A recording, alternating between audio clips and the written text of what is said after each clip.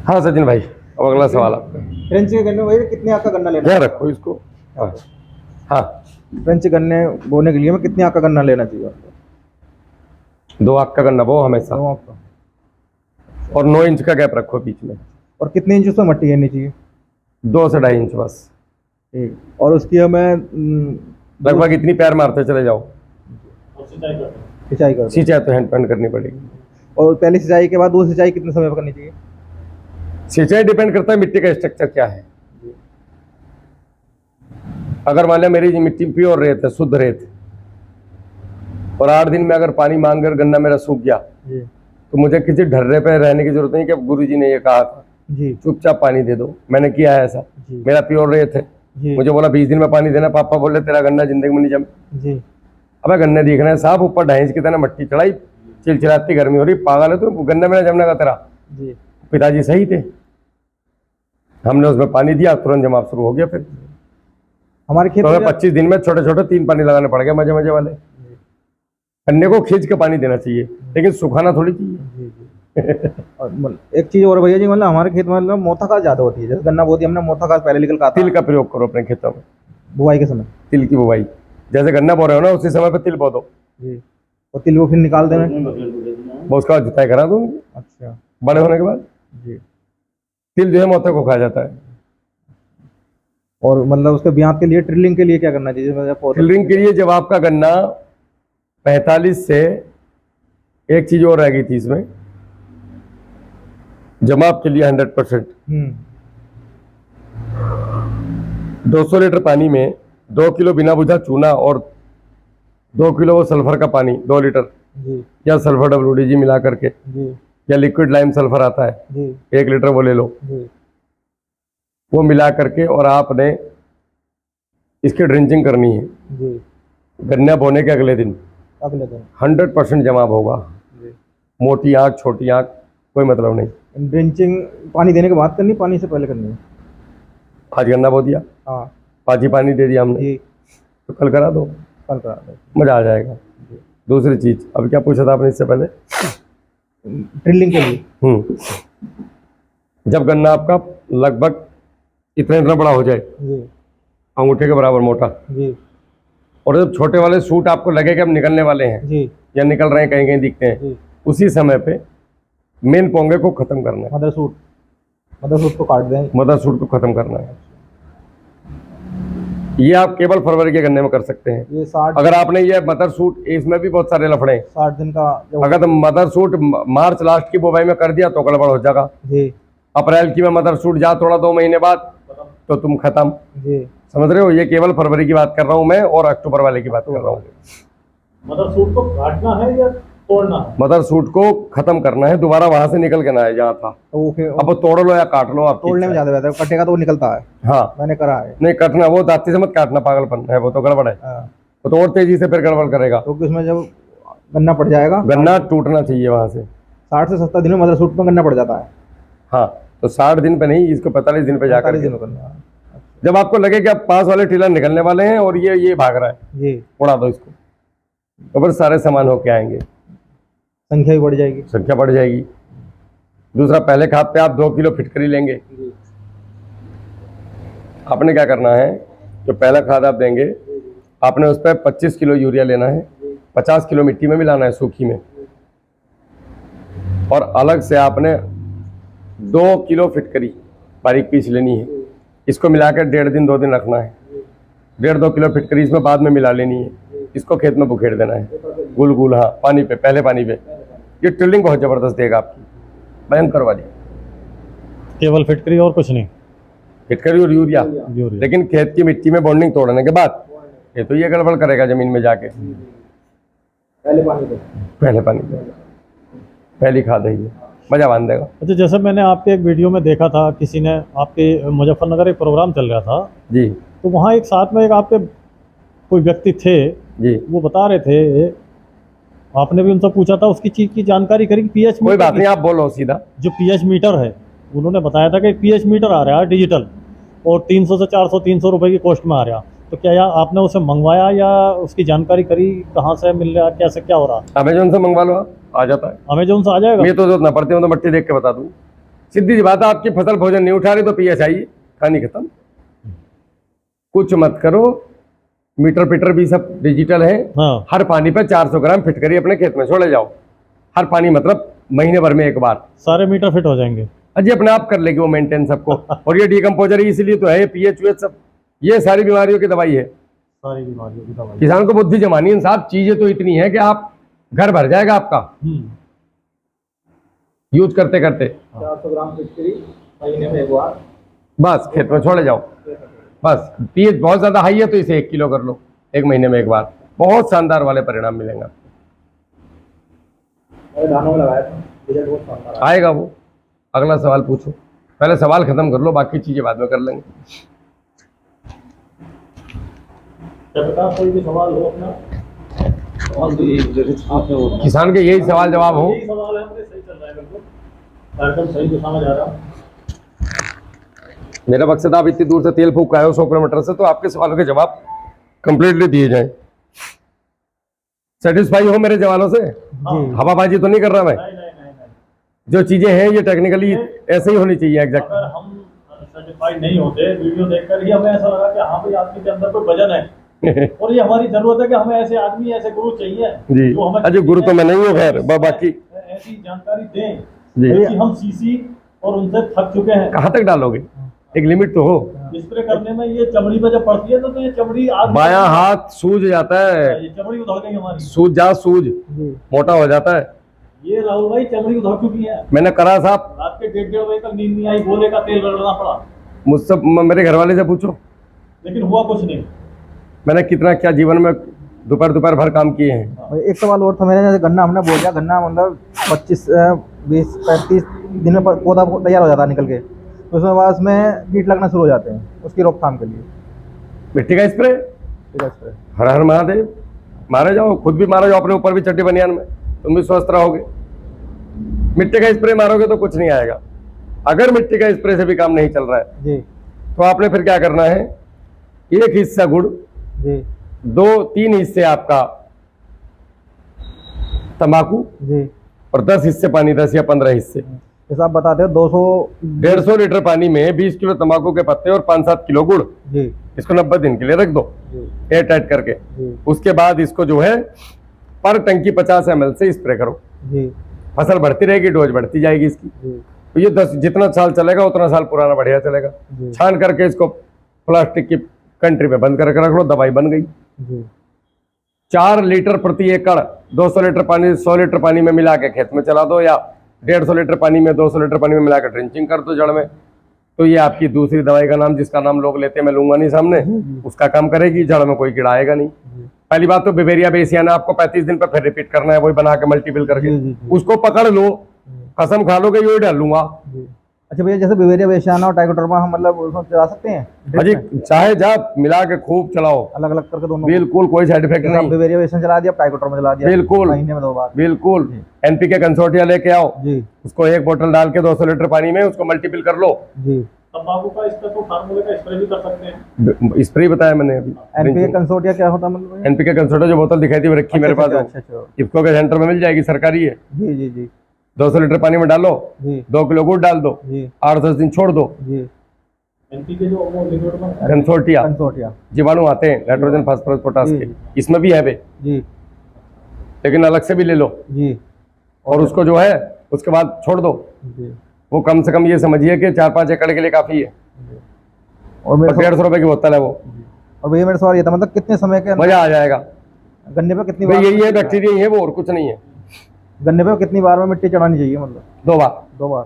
कितने एक समय? मिट्टी गन्ने में चढ़ती जब 45 दिन पे आप पोंगा तोड़ोगे, जी जब ये ट्रिलिंग की स्थिति होती है जी तो 2 इंच की 1.5 इंच की मिट्टी चढ़ेगी केवल। जी और दूसरी मिट्टी जब गन्ने में 4-4 पोरियां बन जाएं, जी उस समय पे नीचे की 2 पोरी पे यानी कि लगभग 6 इंच की मिट्टी चढ़नी चाहिए। जी। फिर देखो मजा। कहने मतलब गन्ने में 2 बार मिट्टी चढ़नी चाहिए। बिल्कुल। और गन्ने की बनाई कितने समय पे होनी चाहिए? गन्ने की जो बंधाई हम करते हैं, जब गन्ने की पोरियां लगभग 10 से 12 पोरी का गन्ना हो जाए जी और नीचे की कम से कम 3 फीट तक की पत्तियां सूख जाएं, जी तो केवल नीचे की 3 फीट पे ही बनाई होनी चाहिए, हरे पत्तियों को कभी मत बांधो। जी जैसे मैंने अभी देख रहा हूँ खेतों में लोगों की हरी पत्तियां बंधी पड़ी, उत्पादन खत्म है इनका, लिख के ले लो। गन्ना भले कितना लंबा हो, वजन नहीं देगा। हाइट करने की है नहीं बांधने के लिए। भाई साहब भोजन नहीं खाएगा आदमी, सीधी सी बात है यार। अब वो से भैया ये करते हैं, मतलब दांती से पत्ते उतार रहे हैं हरे पूरा गन्ने, मतलब सिर्फ 2 ही पत्ते छोड़ रहे हैं। महान लोग हैं यार, ऐसे लोगों के चरण छू, आशीर्वाद लो उनका और आगे बढ़ जाओ। क्योंकि उन्हें खुद पता है कि भाई भोजन पत्तों से लेता है ये। भाई दुनिया गलत काम कर रही, करो, हमें तो नहीं करना। हमें तो सूखी उतारनी जो एकदम खत्म हो गई, जो अपने आप जिसको पौधे को पत्ते नहीं त्याग, पौधे ने त्याग दिया। हरी पत्ती में पौधे को आपने जो भी साल भर खिलाया, उसने उसका संचय कहाँ पे किया, स्टोरेज कहाँ पे किया, तने में और पत्तियों में जी। और पुरानी पत्तियों को वो खत्म करते जाता है जब नई नई पत्तियों को लेके आता है। जैसे पुराने रिश्ते हमारे खत्म हो जाते हैं। जी आपकी दादी की दादी कहाँ की थी तो साहब? नहीं मालूम, खत्म हो गए रिश्ते। अब लोंडिया का ब्याह कहाँ हुआ वो याद होगा। वो सब चीजें याद है। तो वैसे ही पौधा करता है, पुराने पत्तों को खत्म करते जाता है और नए पत्तों को बनाता जाता है, तो पुराने पत्तों का भोजन रिवर्स लेता चला जाता है। अच्छा राहुल भाई, जैसे अभी ये खड़ा गन्ना सूख रहा है जिसे रेड रोड बोल रहे हैं सब लोग जी तो ये मेरे खेत में भी आया, जी। तो दवाई लगा के मैं थक चुका था, मैं दुकान पर बिल्कुल नहीं गया। थोड़ा सा ये इधर आधर की वीडियो देख के वगैरह वगैरह, उसमें मैंने देखा था कि उसमें एक जानकारी दी जा रही थी कि फिटकरी और नीला थोता, वो नीला थोता और फिटकरी की पोटली बना के मैंने नक्के पर टांग दी, तो उसका कुछ मुझे लाभ मिलेगा? हाँ बिल्कुल, ब्लू कॉपर है। हाँ ब्लू कॉपर है वो नीला मैं थोता। आपको बताता हूँ, अगर आपने इस तरीके से किया ना जैसे मैं बोल रहा हूँ, आएगा ही नहीं, आएगा ही नहीं। मैंने आपके प्रश्नों का सार ही मतलब प्रश्न ही खत्म कर दिए। शुरुआत और ये मतलब मिट्टी की अगर खेत की तैयारी करी, सबसे पहले तो मिट्टी की जांच, ये है शुरू और लास्ट। मिट्टी की जांच आप नियरेस्ट मुरादाबाद में आपके कोई लैब होगी ठीक है, वरना मेरे यहाँ पे बिजनौर में अग्री में ब्रह्मपाल सिंह की है, अक्षत देवरा की है, शिवारा में अंकित बेनीवाल की है, जानसठ में। नहीं, मुरादाबाद IPM प्रयोगशाला है गवर्नमेंट की, गवर्नमेंट पे अच्छी कराओ, लेकिन मेरा कहने का मतलब ये है कि एक बार गवर्नमेंट के साथ साथ प्राइवेट में भी कराओ प्रभु। अच्छा, कहीं आपत नहीं आ रही 200 400 500 रुपए में। उसके लिए 5-6 जगह की सरकारी मिट्टी, बहुत अच्छी है, उससे सरकारी से बढ़िया दुनिया में कुछ नहीं। हाँ। लेकिन भगवान ने एक बार प्राइवेट में भी जाओ, 5-6 जगह की मिट्टी ले आवा खेत की। सरकारी सबसे बढ़िया, लेकिन प्राइवेट में जरूर जाओ एक बार। अब ये समझ गया मेरी बात मैं क्या कह रहा हूँ? हाँ बिल्कुल बिल्कुल, सरकारी से बढ़िया कुछ है ही नहीं, नहीं। मैं उसका जो मन करेगा वो लिख के दे देगा तुम्हें। है क्या, दरअसल मैं 6-7 एकड़ का किसान हूँ जी। और स्टेप बाय स्टेप हमारे खेत में जमीन थोड़ी ऊंची नीची है, तो आप कभी भी साल में कसम खा लो कि 2 बार मिट्टी जांच कराऊंगा मैं। तो मुझे तो उसमें बहुत भारी मात्रा में मिट्टी लेकर आनी पड़ेगी, क्योंकि मेरे ऊंचे नीचे प्लॉट हैं। ना इतनी भारी मात्रा में लानी, 100 ग्राम मिट्टी चाहिए 1 एकड़ की। 100 ही ग्राम मिट्टी। और क्या इसमें खानी थोड़ी चूरन के साथ बना खिलानी, चुटकी चुटकी उठानी है खेत अजी से। आधी चम्मच ली जाएगी तुम्हारी मिट्टी। तो वहाँ अगर 11 पैरामीटर चेक होंगे तो 11 चम्मच मिट्टी चाहिए। खेत में से आप कम से कम 20 जगह से मिट्टी लो, कोई फर्क नहीं पड़ता है। ऐसे करके वी शेप में खोदो, खुरपी से छेंच की लेयर हटाओ और ऊपर से नीचे तक ऐसे बर्फी के पीस की तरह काटो और लेते चले जाओ। अच्छा। अब इन सबको आपस में मिला लो, फिर इनके 4 हिस्से कर लो, 2 हिस्से उड़ा दो, फिर इसे छानो, मोटी मोटी फिर फेंक दो, फिर बारीक बारीक के 4 हिस्से करो, 2 फेंक दो, फिर आधी करते करते एक मुट्ठी रह जाएगी। बस जितने पैरामीटर की जांच करानी उतने चम्मच मिट्टी होनी चाहिए उसमें। अब समझ गए प्रभु? बिल्कुल बिल्कुल समझ चुके हैं राहुल भाई। नंबर 1 पीपल के पेड़ वाला, नंबर 2 ये काली होजिया वाला, तीसरा वो लखू के पास वाला, चौथा नहर वाला। ऐसे करके लिख लो, हर एक के प्लॉट ऐसे ही रहे। जैसे हमारा एक खंबे वाला, एक नहर वाला, मैं बताऊं, एक लंबी पट्टी, एक चौड़ी पट्टी, एक कोठड़ी वाला। ये मुझे आप लोग खेत याद है अपने। एक रेते वाला, एक महासेजी वाला, एक गोलबाग वाला। ये अब मुझे खेतों, एक आम वाला, एक ढोल वाला, एक गहरा वाला, एक लंबी पट्टी दूसरी। ये सारे खेत बता दिए मैंने आपको मेरी जमीन के, मुझे आज जो याद है। जो आने का मेन उद्देश्य था जी, मुझे लग रहा है कि हमारा उद्देश्य सफल हुआ है आने में। और इनके बाद अभी तो मैं खुला ही ना, अभी तो मैं तुमने मुझसे मेरा जो प्रयोग करा है वो 2% ही करा है। मुझे लग रहा है कि हमारा आने का उद्देश्य जो सफल हुआ है अभी तक की। और आगे जो भी आप जानकारी देना चाहें हम सुन रहे हैं, और आपके भी जो प्रश्न हो। देखो मजा तब आता है जब कृष्ण सामने वाले के सवाल का जवाब दे दो। किसान जो मन में सवाल लेकर आए उसको गोल गोल मत घुमाओ, साफ शब्दों में बता दो भैया ये तुम्हारे सवाल का जवाब है। भैया जी, गन्ने की लंबाई और मोटाई के लिए क्या करना चाहिए? कैल्शियम नाइट्रेट चाहिए। अब वो कैल्शियम नाइट्रेट चूने के रूप में दे दो, जी, चाहे बाजार से खरीद के दे दो, चाहे भभूति मार के दे दो, चाहे जैविक तरीके से दे दो, चाहे प्राकृतिक तरीके से दे दो, उसको तो चाहिए। कैल्शियम के बिना मैच्योरिटी नहीं आती। जी बिल्कुल। मैच्योरिटी का मतलब, मेरी दाढ़ी सफेद हो तो आपको लगेगा यार भारी आदमी बात तो ठीक ही करेगा। एक नया लड़का बात करे मेरी जगह, 14 साल का आपको समझाए तो आप समझोगे यार तो बाला का कल का इसे कहाँ बैठा दिया हमारे सामने, चाहे उसे कितना भी ज्ञान हो। तो गन्ने में जब तक रेशो में मैच्योरिटी नहीं आएगी तब तक उसके अंदर भरण सही से नहीं होगा, और भरण अगर सही से नहीं होगा तो 3 सूत निकलेंगे गन्ने में। फिर गन्ना तोड़ोगे तो 3 सूत निकलेंगे अंदर से, जी जी और 3 निकलेंगे तो मैच्योरिटी नहीं, गांठ छोटी बनेगी। जी। 2 सूत रहेंगे तो गांठ लंबी जाएगी। तो नेचुरल तरीके से कैसे दे सकते हैं कैल्शियम को? कैल्शियम को लेके 10 लीटर पानी में भी बुझा दो, 10 किलो कैल्शियम को लेकर 10, 20, 30, 50 लीटर पानी में बुझा लो। जी। उसके बाद में वेस्टी कंपोस्टर में 10 किलो कैल्शियम नाइट्रेट डाल दो, एकड़ में 200 लीटर सॉरी कैल्शियम डाल दो। जी। अब इसको 20 दिन पड़ा रहने दो कम से कम। उसके बाद 50 लीटर पर एकड़ 2 महीने में एक बार चला दो। अच्छा। हर हर महादेव। खेत की तैयारी में 50 किलो चूना डालो, जी 30 किलो सरसों की खल डालो, जी देखो मजा। चावल का मांड हर घर में बनता है। जी 100 लीटर बैटरी कंपोस्टर बना के 100 लीटर उसके अंदर खाली छोड़ो, रोज जाओ डिब्बा लेके ट्यूबवेल पे, घर का चावल का मांड उसमें डाल के आ जाओ। जी। एक बार गुड़ डाल दो 2 किलो उसके अंदर शुरुआत में ही, और इसको पड़ा रहने दो। ये 10 लीटर हर एकड़ चला दो, फिर देखो सफेद जड़ें कैसे भागती हैं भयंकर तरीके से। केवल अपनी बुद्धि का प्रयोग करो, मजा लो, जीवन का आनंद लो। खेती तो बहुत मजे की चीज है, इसे लोगों ने टिपिकल बना दिया। गन्ना पौधा कटाई कितने समय पर होनी चाहिए? गन्ने की हाँ। अब यार वो तो डिमांड के ऊपर है, सोच रहा है इस बार कोई क्या कर सके। शुगर मिला पर्ची दे दिखा दो।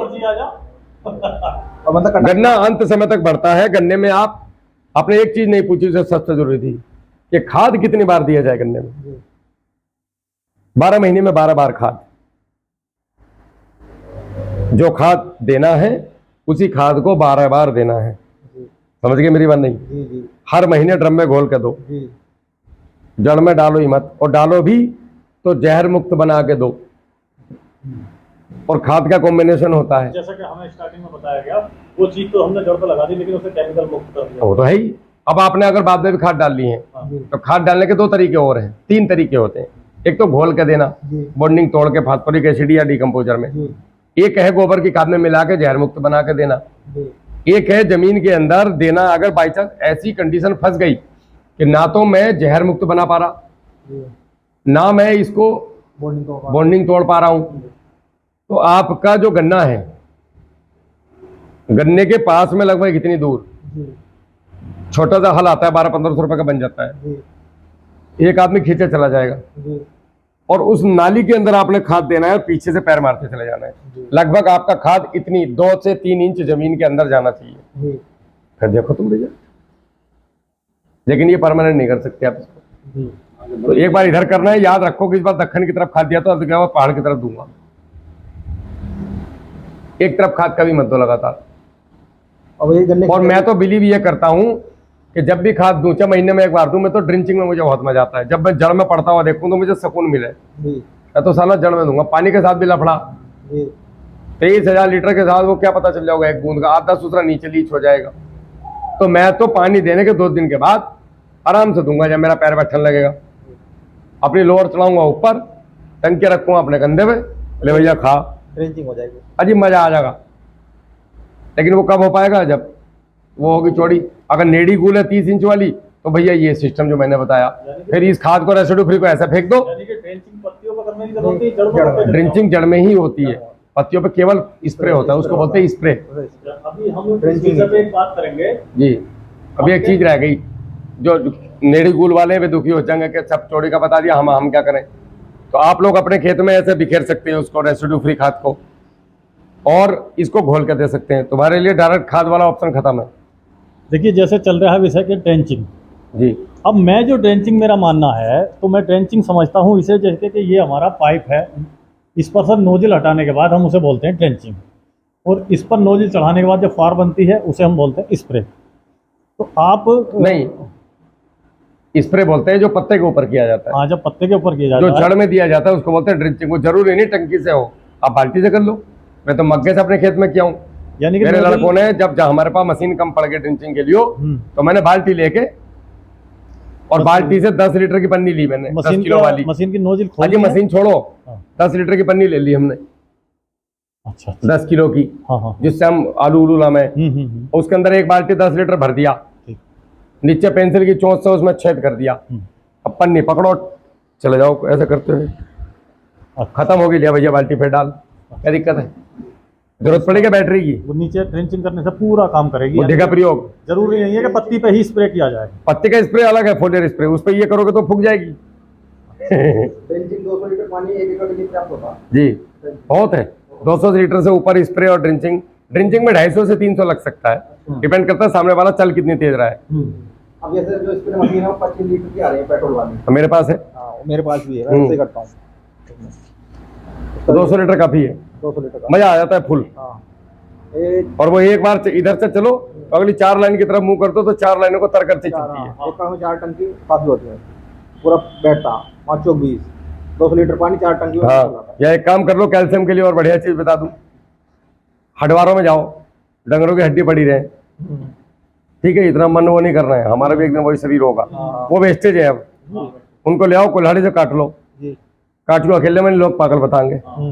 और 150 लीटर बैटरी कंपोजर बनाकर उसमें उसके टुकड़े डाल दो, जी। यो भाई साहब 10 लीटर चला जाओ 1 एकड़ में। तो कितने दिन के लिए रखना? और ये तो 2-3 साल चलेगी, नहीं तैयार कर कम से कम 20 दिन। 20 दिन में तैयार करना। इससे बढ़िया कैल्शियम का जरूरत नहीं, कुछ मौज बांध देगा जो। मतलब कितनी होनी चाहिए हड्डी? 20 किलो? उठा लो 10-20 किलो, एक गाय की तो बहुत हो जाएंगी, गाय भैंस की जो पड़ी है 200 लीटर सड़क, पानी में कितनी पर्याप्त चाहिए? 10-20 किलो काफी है। 20 किलो का।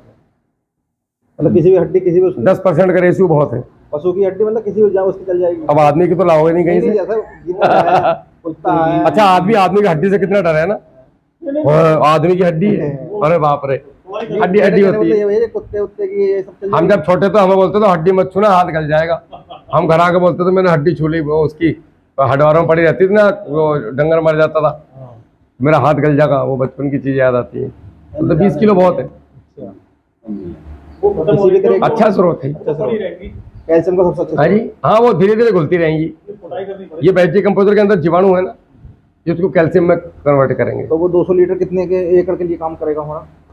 200 लीटर बना लो आप, कम से कम नहीं तो आप समझ लो 10 लीटर पर एकड़। 10 लीटर पड़ेगा उसमें से। पानी पे कभी भी छोड़ दिया, जब मन किया जब खोल दिया। अब उधर आपके पास पानी खाली नहीं जाना चाहिए पौधे के पास, जब भी जाए तो 2-4 कभी डीकम्पोजर, कहीं कच्चा गोबर मिला दिया डीकम्पोजर में, कुछ नहीं मिला तो आधा किलो नमक मिला दिया, कुछ नहीं मिला तो सेंधा नमक मिला दिया, कुछ नहीं मिला तो आपने जाकर के गौमूत्र मिला दिया, उसके अंदर गुड़ मिला दिया, चावल का मांड मिला दिया, कभी उपले का पानी मिला दिया, मतलब कुछ ना कुछ जाना चाहिए साथ में उसके। कुछ नहीं मिला तो वो लाल पानी, सूखी पत्तियां और उसके अंदर गोबर, थोड़ा गुड़ मिला के 10-20-50 लीटर पानी भर के 1 महीना छोड़ दो तो लाल पानी तैयार हो गया। वो लाल पानी 10 लीटर मिला दिया उसमें। इस हिसाब से 4-5 तो ये लाल पानी किस तरीके से? हाँ, या 1 ड्रम रख लो, उसमें मिला लो अब 10 लीटर यो, 10 लीटर यो, 10 लीटर यो, 10 लीटर यो, 10 लीटर यो, जो बचा उतरा डीकम्पोजर। चल भैया जा पूरे खेत में मजेदार। सबसे बढ़िया तो ये रहेगा कि 2-3 ड्रम हमारे तैयारी में रहे, मेरे तो रहे जी, और एक हमारा वो रहे उससे चलाने 1 ड्रम में सैरा डालते रहो सारा डालते रहो, पानी से फुल कर दो बस, और डीकम्पोजर 500 लीटर पर एकड़ में हर महीने छोड़ दो। मेरे ख्याल से 4 ड्रम तो होने अनिवार्य है। अच्छा, ये हाँ। लाल पानी का क्या अहम रोल है? लाल पानी जो है ह्यूमस है भैया, ह्यूमस जो क्या है, आप कभी भी जंगल गए होंगे या कहीं अभी भी आप चलो, अगर मैंने कई प्रैक्टिकल इसके पहली वीडियो में दिखाए हैं, ऊपर के पत्ते जमीन पर गिरते हैं जी। सूखने के बाद जब उनको नमी मिलती है तो नीचे से डिकम्पोजिशन की प्रक्रिया शुरू होती है। जैसे पुराने घर थे, छप्पर से पानी गिरता था, डिकम्पोजिशन की प्रक्रिया शुरू हो गई। डिकम्पोजिशन में जब कोई भी पौधे का बायोमास, मृत शरीर, जमीन में बैक्टीरिया के संपर्क में आता है तो वहां पे उसके सड़ने की प्रक्रिया शुरू होती है। डिकम्पोजिशन, डिकम्पोज मतलब सड़न होना, खत्म होना। उसको करने के लिए 2 तरह की चीजें आती है, वहां पे एक फंगस आती है उस काम को करने के लिए, उसके साथ में बैक्टीरिया आएंगे। फंगस के बैक्टीरिया डिकम्पोजिशन में जो आ रहे हैं, और हमारे मित्र बैक्टीरिया जब इसको मिलकर के इन पत्तियों को पूर्ण रूप से डिकम्पोज करते हैं, या जो, और इनके बॉडी से जो अपशिष्ट पदार्थ जी वेस्टेज निकलता है जी वो थोड़ा लसलसा टाइप और एल्कलाइन द्रव्य होता है, जी उसके कॉम्बिनेशन को कार्बन कहा जाता है। जब वो कार्बन दो मिट्टी के कणों के बीच में जाता है तो वहां पे विद्युत प्रवाह चालू होता है और वहां पे नए जन्म की शुरुआत होती है। जी मैंने रिसर्च तो लैब में की नहीं है, जी जी जितना मेरी बुद्धि के स्तर से मैंने इसको समझा है, मैंने उतने सरल शब्दों में रखने की कोशिश की है आपके सामने। तो ये अब जीवन की उत्पत्ति करने के लिए तैयार है, वरना दो कणों के बीच में से कार्बन निकाल दो, मुझे बीज जमा कर दिखा दो, तुम जी नहीं होगा। मतलब ही नहीं है। यही कार्बन जितना ज्यादा होगा, जी 250 कुंटल से 2.5 किलो ही मिलता है खाली। जी तो ये जितना ज्यादा होगा आपके खेत में उतने ज्यादा बैक्टीरिया ज्यादा होंगे, इनकी आवश्यकता पड़ेगी नहीं, फास्फोरिक एसिड की जरूरत पड़ेगी नहीं, फर्टिलाइजर की जरूरत पड़ेगी नहीं। आपकी जमीन में केवल जरूरत पड़ेगी तो केवल बायोमास की। जी ये उसको खा के खाद के रूप में परिवर्तित करके पौधे को पकड़ाते रहेंगे जी और आपकी खेती अनंत समय तक चलती रहेगी। पहाड़ों में कौन दूसरा डीएपी देने जा रहा है, ड्रिंचिंग करना, स्प्रे करना है। जी गन्ना बोई आओ इस बार तुम चिड़ियापुर के जंगलों में, जी तुम्हारे खेत से बढ़िया मिला। जी वहाँ कौन कर रहा है आज उसे? तुमने देखा भी होगा जंगलों में लोग जामुन खा के फेंक दें, जी पत्ते पर दाग दिखा दो और तुम जामुन की खेती कर लो, साले स्प्रे मारते रहोगे रोज, जी जी क्योंकि तुमने खेतों की ले ली जी और वहाँ 12 महीने मल्चिंग है। जी देखो कितनी मिनट हो गई, भाई लोग बोर ना हो जाए फिर।